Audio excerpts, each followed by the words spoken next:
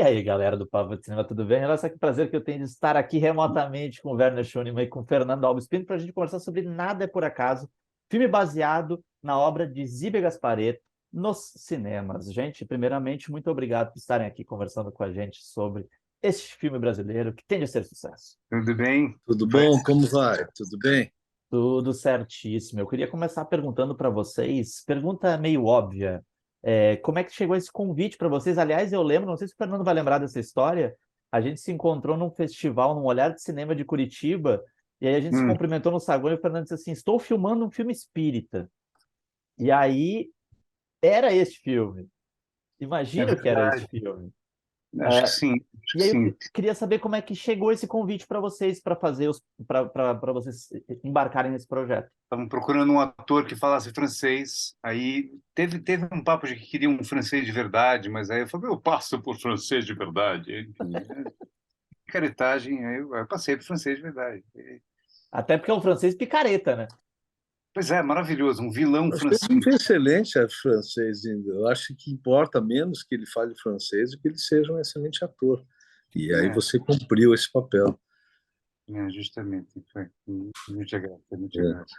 Foi uma coisa parecida, assim, o Diego, meu empresário, me ligou, disse, ó, tem um filme, só que ele já foi me dizendo logo, sabendo que eu sou fã, que esse é do Márcio Trigo, a direção.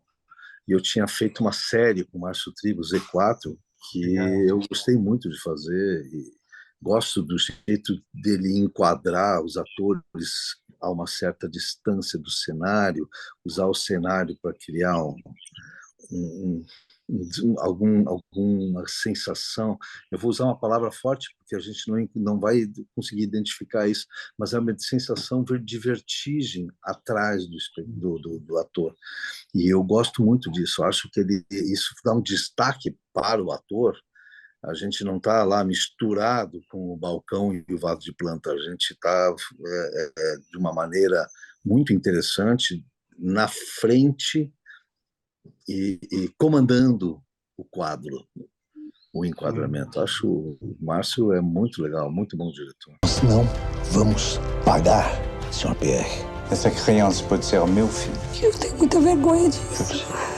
E eu queria saber como é que funciona o trabalho do Márcio nesse sentido, dessa questão. Eu achei muito legal isso que tu falou, Werner, de cuidar do aspecto humano e não fazer com que a gente se misture com a mobília, por exemplo. O Márcio também é ator, né? Ele vem do teatro como ator e como criador também. Então ele é um multi-homem.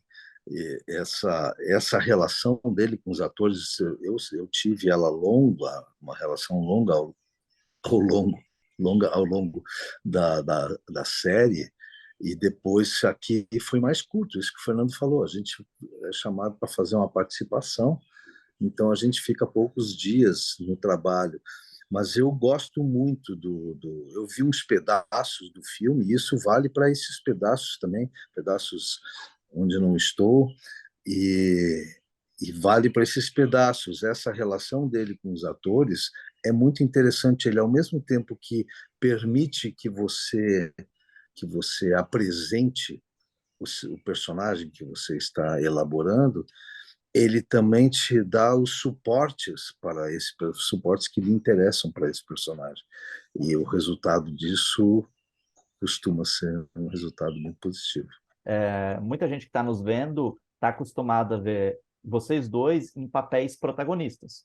E nesse filme vocês têm papéis menores, têm papéis pequenos. E aí eu lembrei de uma vez, eu entrevistando o Stepan Essencian, e ele disse assim, Marcelo, não existe papel descartável. Ele disse assim, eu me dou tanto para um papel que é protagonista, quanto para aqueles papéis que são papéis que fazem com que a história vai para frente. Eu queria que vocês falassem um pouquinho sobre isso, sobre essa dedicação para um papel que não é um papel grande, mas é um papel fundamental para que a história exista, para que a história se desenrole, para que ela vá para frente, né? Eu acho que eu sinto uma dificuldade um pouco maior quando eu não estou entre os protagonistas que trabalham, digamos, ao longo de 5, 7, 9 semanas, e você vai lá e faz em 3 dias o seu papel, você não chega a esquentar a máquina, né?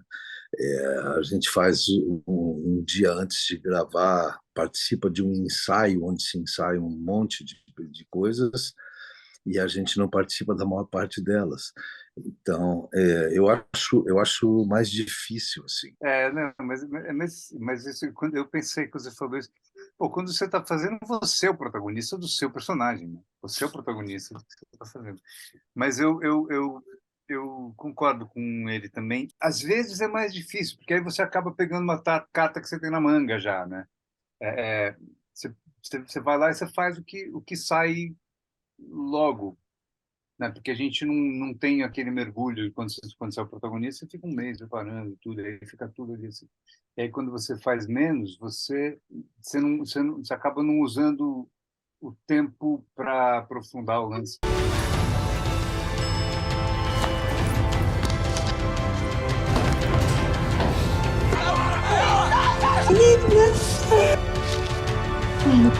Que a gente tá aqui.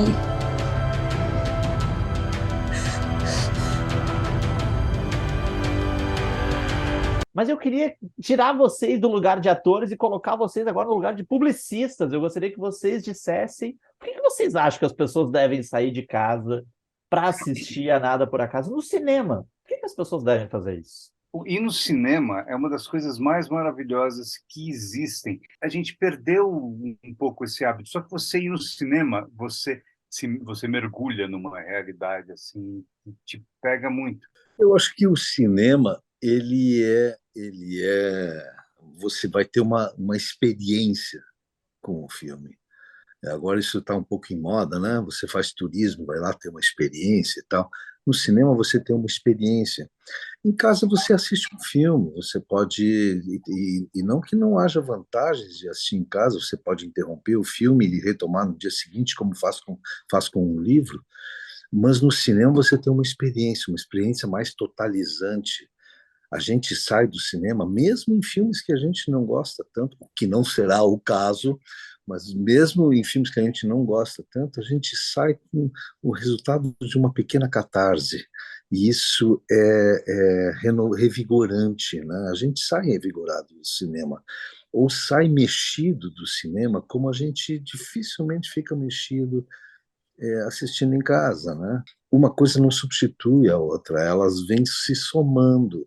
A gente tem cada vez mais novas oportunidades de fazer outras experiências com a mesma obra, mas não substitui. O cinema é insubstituível. Com essa máxima maravilhosa, eu queria agradecer Werner, Fernando, em meu nome, em nome da equipe do Papo de Cinema, vocês dois, a gente já teve outras oportunidades de conversar, vocês sabem o quanto a gente é fã de vocês. Então, obrigado por ter tirado esse tempinho para conversar com a gente, e a gente se encontra, então, nos cinemas, assistindo a Nada é por Acaso. Obrigado mesmo, gente. Obrigado. Obrigado, gente. Obrigado, gente.